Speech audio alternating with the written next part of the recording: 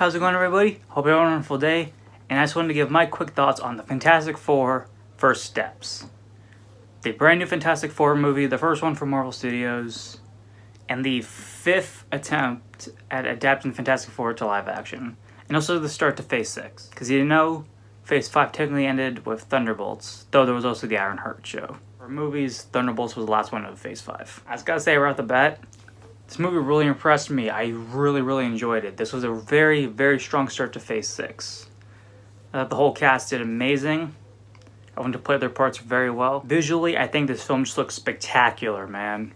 Like, the cinematography, the lighting, the visual effects, especially on The Thing, the Silver Surfer, and Galactus, they all looked amazing. Because if I'm not mistaken, it was a mix of practical effects and visual effects.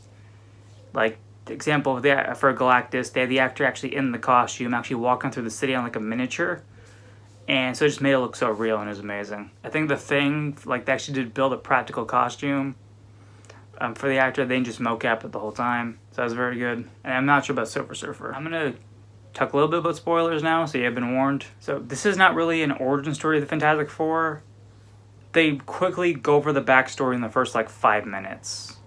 Like, just quickly tell you what you need to know about the backstory, and they've been around for a little while in this different universe, which I like that the universe is called Earth 828, which is Jack Kirby's birthday. I thought that was a really awesome reference, and they showed that at the very end too. So, like, The Thing is literally based on Jack Kirby, you know? So I really like that. It's not so much of an origin story. It's the plot revolves around Sue Storm is pregnant with Franklin Richards, and at the same time, Galactus, the Silver Surfer comes down to Earth and is like, hey, you know, take the time you have left to be with your loved ones because Galactus is coming and nothing can stop him. She has that amazing line where it's like I herald the beginning, I herald his end, I herald Galactus, something like that. That was such an awesome line. That scene, like, just sent like chills down my spine in the theater. I really liked it. Fantastic Four, they embark on a space mission called Excelsior, which is a reference to Stanley, which I really liked. And they go to find Galactus to talk with him, but then Galactus realizes that Sue Storm's pregnant, and he can sense great cosmic power in this boy. And if you know anything about Franklin Richards in the comics, you know he is really broken. You know, the stuff he can do, he's like even more powerful than like Scarlet Witch, who can literally like warp reality, you know? So Galactus wants the child as successor, and Galactus basically like, you know, surrender your child, I will spare your planet. And obviously the Fantastic Four is not going to do that, you know, no one would. And when they get back to Earth, the people are kind of questioning them, and they're saying like, oh, sacrifice the child, you know? And I don't blame the people for saying that, you know, because they're scared, right? Scared and they're desperate.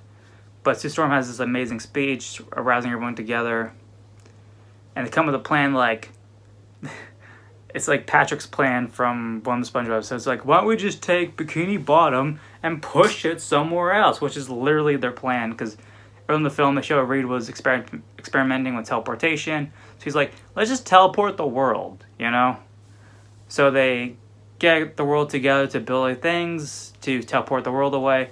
But Silver Surfer shows up and destroys all of them, leaving just one left. So they have one plan left. They're like, we have to get Galactus into here, so we gotta use our child as bait. Which is working for a little while, because Galactus comes down onto the planet, he's gonna get it, but then they do a little switcheroo, and then Galactus is not stupid, he looks at it again and he's like, yeah, that's not the kid, and then he looks over and sees the kids in the Baxter Building, he's like, okay, I'm gonna go that way. The team all obviously comes together to all do their part to get Galactus into the teleporter.